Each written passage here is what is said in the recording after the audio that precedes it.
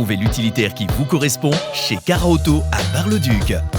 Espace, polyvalence, connectivité, design. Retrouvez tous les modèles de la gamme Volkswagen véhicules utilitaires et tous les avantages qu'ils peuvent vous offrir. Achetez, louez, entretenez votre utilitaire chez votre concessionnaire Volkswagen Cara Auto à Bar-le-Duc. Vous souhaitez assurer votre avenir professionnel dans le secteur du marketing commercial et de l'expérience client ? À Saint-Dizier, Optima Business School dispense un bachelor fait pour vous. La pratique est au centre de notre apprentissage grâce à des intervenants hautement qualifiés. Plus d'informations au 06 80 40 38 13. Latitude, électro R&B, c'est priorité au local, en Haute-Marne et dans le sud de la Marne. Latitude, plus proche de vous, à Saint-Dizier et Vitry-le-François, sur 107.9, mais aussi partout en digital, sur l'appli Latitude et les enceintes connectées. Latitude.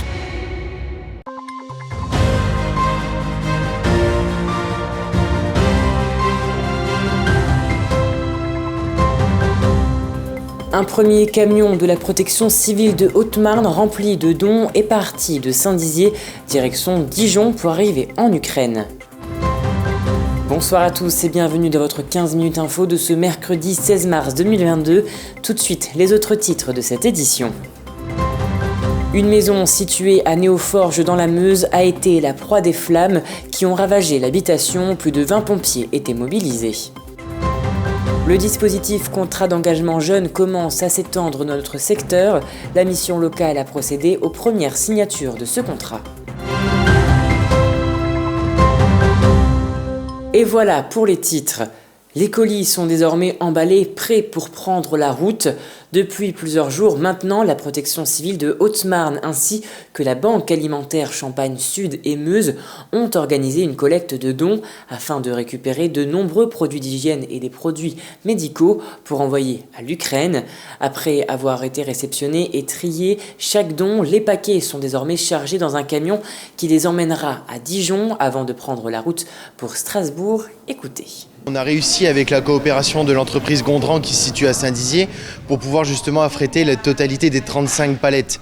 Parce que dans l'urgence, en fait, on a l'urgence médicale, donc tout ce qui va être pansement, bandes, enfin tout le matériel en fait non médicamenteux et tout ce qui va être produit d'hygiène qui va pouvoir être affrété direction Dijon où tout va être retrié et containerisé, enfin plutôt palettisé pour affréter direction Strasbourg où le plus urgent va être directement acheminé à la frontière polonaise avec l'Ukraine. Je suis frappé et en même temps pas surpris par toute cette solidarité dont étaient capables les Bragards et toutes les communes qui sont autour.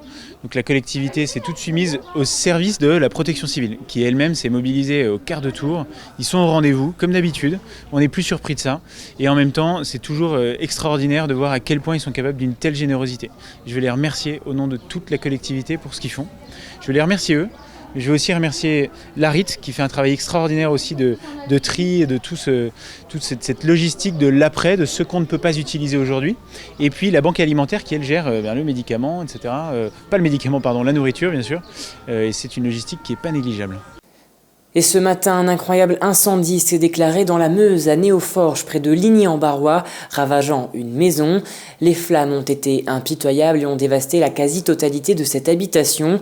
24 sapeurs-pompiers de diverses casernes du secteur ont été mobilisés, mais leur intervention a été rendue compliquée. Un reportage réalisé avec Anne-France Marchand.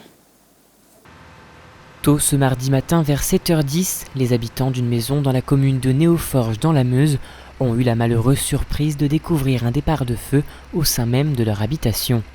Rapidement, 24 sapeurs-pompiers de Ligny-en-Barrois, Tronville-en-Barrois, Commercy et Bar-le-Duc se sont rendus sur les lieux. Mais à leur arrivée, ils ont découvert une maison entièrement en proie des flammes. Il s'est avéré que c'était un feu de maison d'habitation type rez-de-chaussée plus comble, avec les premiers niveaux totalement embrasés, avec gros risque de propagation à la maison mitoyenne du numéro 4.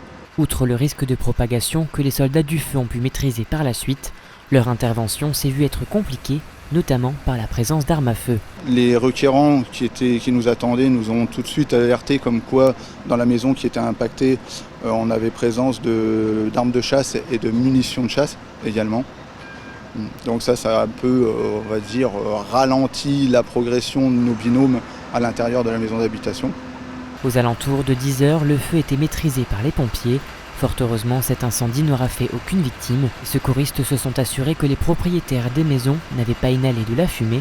Personne n'a été hospitalisé. Les occupants sont sortis avant l'arrivée des secours, non blessés. Et donc la maison qui a été impactée, la plus sinistrée, elle sera relogée par la commune. Donc la famille sera relogée par la commune.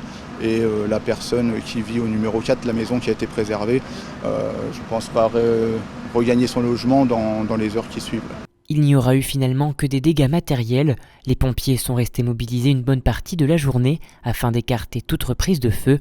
Une enquête a été ouverte par les gendarmes afin de déterminer l'origine du sinistre.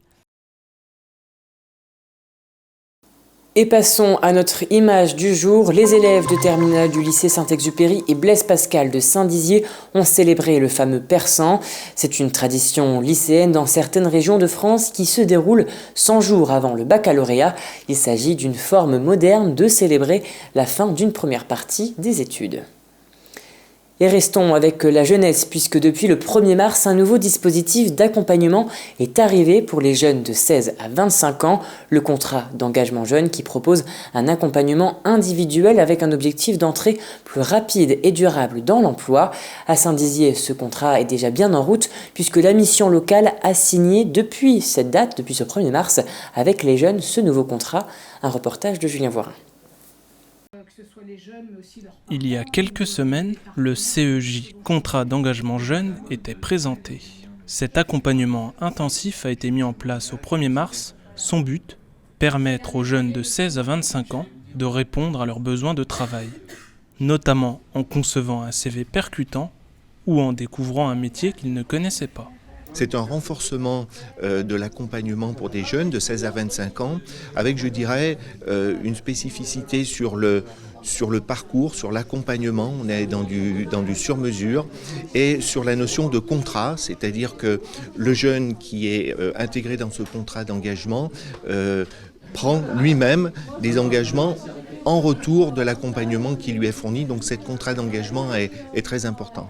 Auparavant inscrit dans la garantie jeune, c'est maintenant une continuité puisque les jeunes vont pouvoir profiter de ce nouveau dispositif. Les bénéficiaires du CEJ ont pu rencontrer le sous-préfet de Saint-Dizier.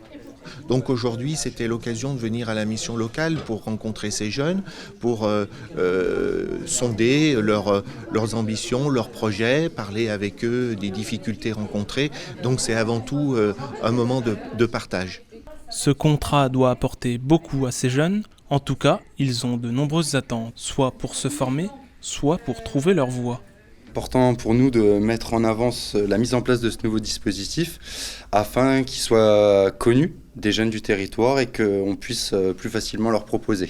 Je suis au CEG pour m'aider à trouver un emploi car je n'ai pas encore d'idée de ce que je vais faire plus tard. Les bénéficiaires ici à Saint-Dizier ont de 16 à 22 ans et ils sont une quinzaine à en avoir profité depuis le 1er mars. En fait, plus tard, il faudrait être soit chauffeur routier, soit mécanicien. Je me suis un peu renseigné. Moi, mon métier, ça serait de trouver un apprentissage en peintre bâtiment. Des objectifs différents, alors apprentissage ou emploi à plein temps, le choix reste encore à faire pour ces jeunes. Et voilà, c'est la fin de cette édition. Merci à tous de l'avoir suivi. Dans un instant, vos prévisions météo de demain présentées par Alison Godefroy. Je vous souhaite une très belle soirée. Toute l'actualité qui vous concerne, à voir et à revoir dès maintenant sur puissancetélévision.fr et sur notre application mobile.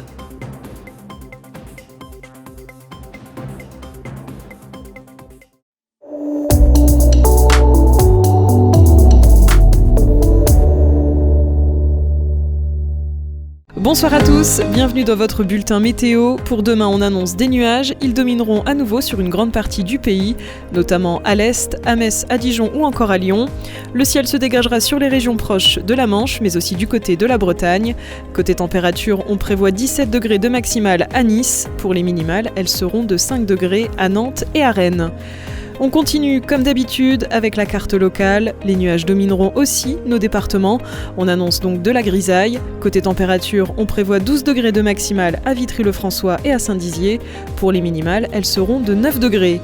Demain jeudi 17 mars, nous fêterons les Patrices, nous gagnerons 4 minutes, le soleil se lèvera à 7h. Très bonne soirée et n'oubliez pas, l'information continue sur puissancetélévision.fr et sur notre application mobile.